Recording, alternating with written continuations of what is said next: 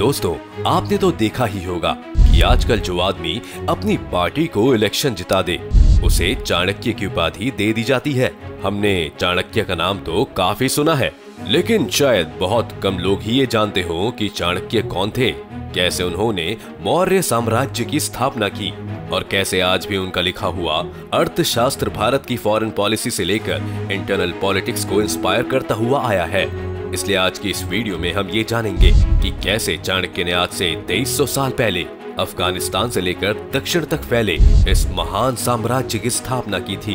तो बस बने रहिएगा वीडियो के अंत तक। लेकिन वीडियो शुरू होने से पहले अगर आप चैनल पर नए हैं या आपने अभी तक चैनल को सब्सक्राइब नहीं किया है तो चैनल को सब्सक्राइब करना और बेल आइकन दबाना ना भूलें। पहले जान लेते हैं कि चाणक्य के बारे में हमें क्या अभी तक पता है। हम ये जानते हैं कि उस वक्त भारत जैसा कुछ नहीं था। उस समय भारत अलग अलग राज्यों के कंट्रोल में था और इन सब में से सबसे बड़ा साम्राज्य था नंद साम्राज्य, जिस पर धनानंद का शासन था। कहानियां हमें बताती हैं कि धनानंद ने एक बार जब चाणक्य का अपमान कर दिया था तब चाणक्य ने ये प्रण लिया था कि वो नंद साम्राज्य का विनाश कर देंगे और इसके लिए उन्होंने चंद्रगुप्त नाम के एक लड़के का सहारा लिया। अब एक सवाल ये है कि आखिर चंद्रगुप्त ही क्यों?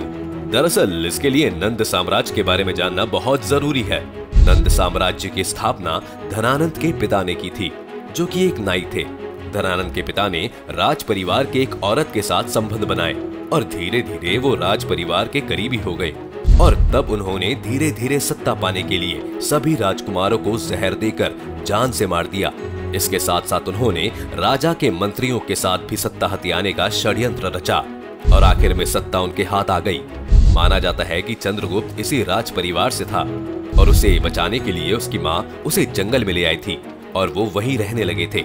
यानी कि एक तरह से देखा जाए तो हमेशा से चंद्रगुप्त ही उस गद्दी के हकदार थे, ना कि धनानंद। चाणक्य चंद्रगुप्त को लेकर तक्षशिला चले गए, जो दुनिया की पहली यूनिवर्सिटी भी मानी जाती है।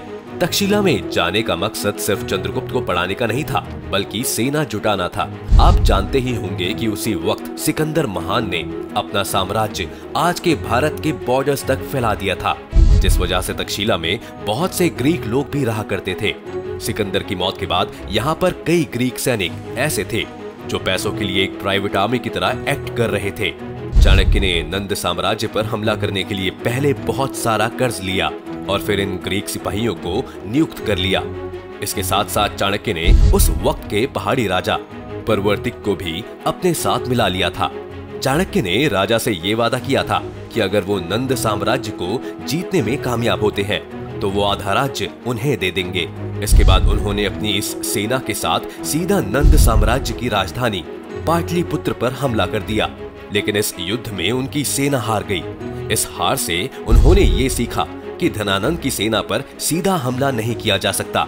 उन्हें धीरे धीरे नंद साम्राज्य के बॉर्डर के एरियाज को पहले कैप्चर करना होगा। इस नई स्ट्रेटेजी के साथ उन्होंने दोबारा हमला किया और इस बार वो जीत गए। अब परेशानी ये थी कि चंद्रगुप्त राजा तो बन गए थे, लेकिन उन्होंने अपना आधा राज्य उस पहाड़ी राजा को भी देना था। पर इसी बीच उस पहाड़ी राजा की मृत्यु हो गई। बाद में सामने आया कि इसके पीछे भी चाणक्य का हाथ था। अब चंद्रगुप्त को रोकने वाला कोई नहीं था और चाणक्य उनके यहाँ प्रधानमंत्री बन गए थे। चाणक्य अभी भी इस नए मौर्य साम्राज्य से संतुष्ट नहीं थे। उनका मकसद इससे भी बड़ा राज्य खड़ा करने का था, जिस वजह से उन्होंने नॉर्थ की तरफ रुख किया।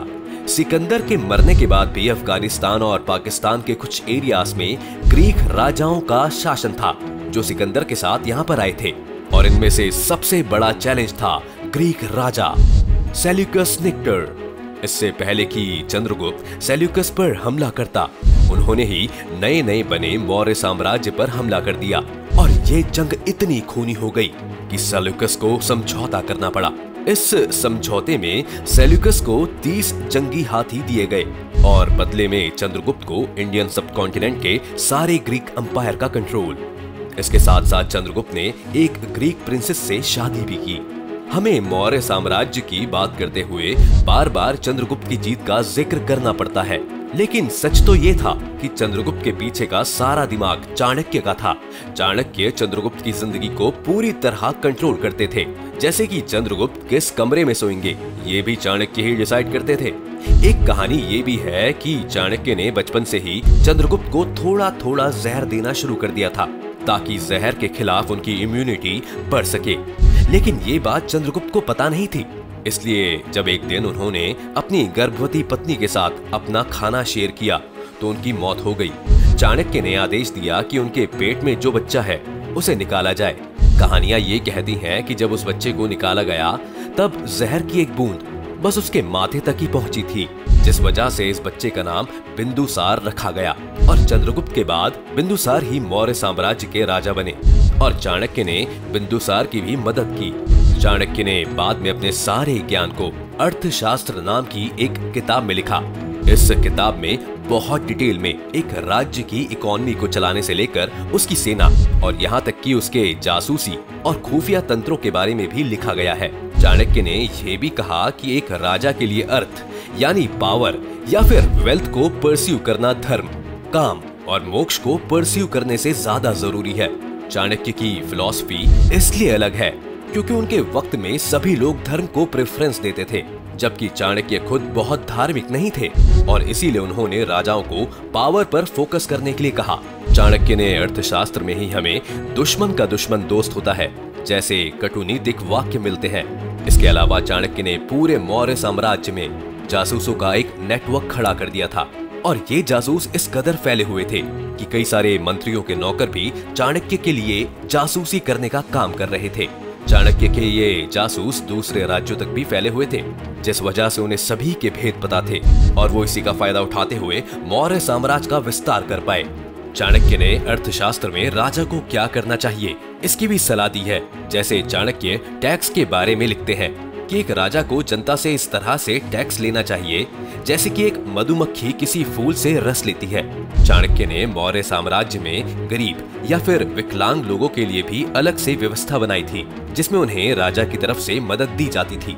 चाणक्य की इस लेगेसी को हम आज भी विकलांग पेंशन, सीक्रेट सर्विस, टैक्सेशन और फॉरेन पॉलिसी में हर जगह पाते हैं। इसलिए बहुत से स्कॉलर्स मानते हैं कि जितना कंट्रीब्यूशन चाणक्य का भारत के ऊपर है शायद उतना किसी भी और आदमी का नहीं है, सम्राट अशोक का भी नहीं।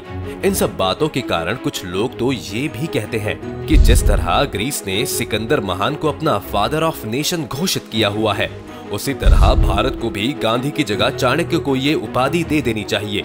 ये मांग थोड़ी अटपटी जरूर है लेकिन जायज भी लगती है। आपका क्या सोचना है? क्या हमें चाणक्य को अपना फादर ऑफ द नेशन बना देना चाहिए? अपनी राय हमें कमेंट सेक्शन में जरूर लिखें। उम्मीद है ये वीडियो देखकर आपको काफी कुछ जानने को मिला होगा। अगर आपको ये वीडियो पसंद आया हो तो वीडियो को लाइक करें और अगर आप चैनल पर नए हैं या आपने अभी तक चैनल को सब्सक्राइब नहीं किया है तो चैनल को सब्सक्राइब करना और बेल आइकन दबाना ना भूलें।